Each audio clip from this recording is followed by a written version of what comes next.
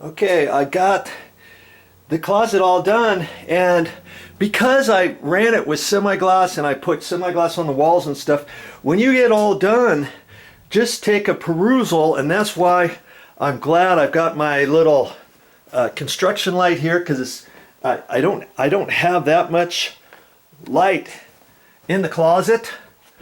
And when I stood back and I thought I was all done, don't just say, okay, I'm done. Just, just spend a few minutes and take a look. I missed one little spot here. There was one spot on the wall, and I'm like, where did that come from? How come the paint roller didn't cover it? And I saw another little spot there. I happened to see a little line of semi-gloss on the wall, and I'm not quite sure if I did that or if that line was on the existing wall. But I had my putty knife here. I scraped it off a little bit. I put some touch-up paint on it, and away I went. Now, what you do is when you get all done, go on to the next room.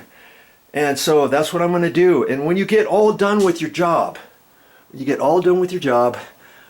want to go back and just do a touch-up.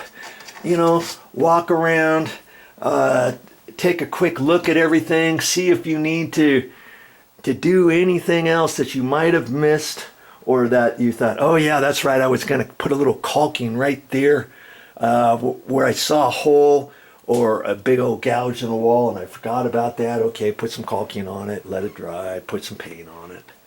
You know what I mean? And just do that at the end. So am I done with this old semi-gloss paint? Well, for right now I am. I'm going to clean it all up. I'm going to clean this little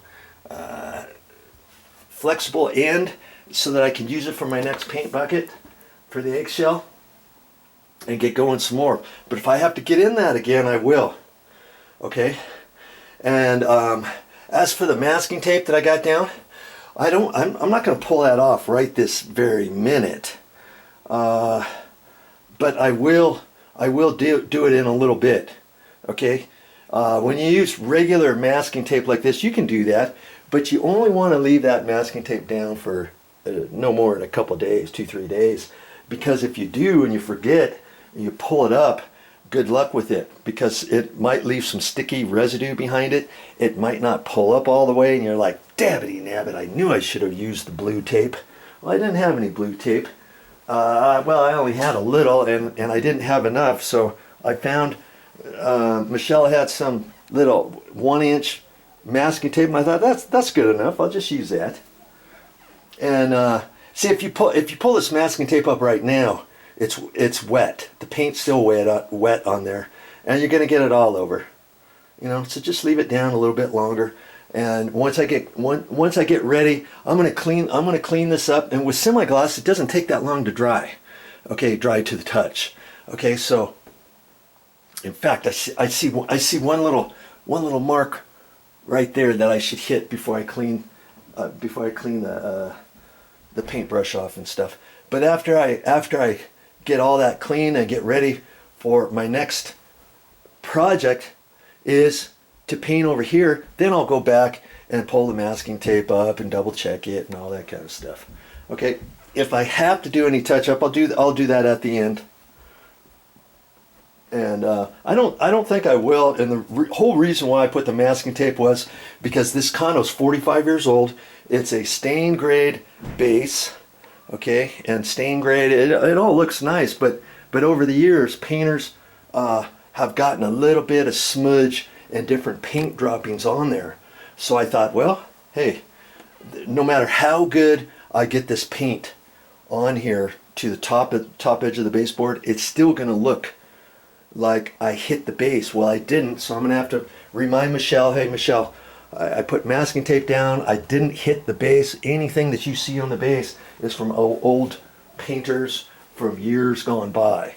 Okay, that's why I put the masking tape. If that was white baseboards, I might not have put any masking tape, and then I might have just cut down to the wall. But lots of times I'll end up painting the baseboards. If I'm painting the baseboards, then I don't worry too much. Well, when I paint the walls, I go down as close to the baseboard as I can with my roller.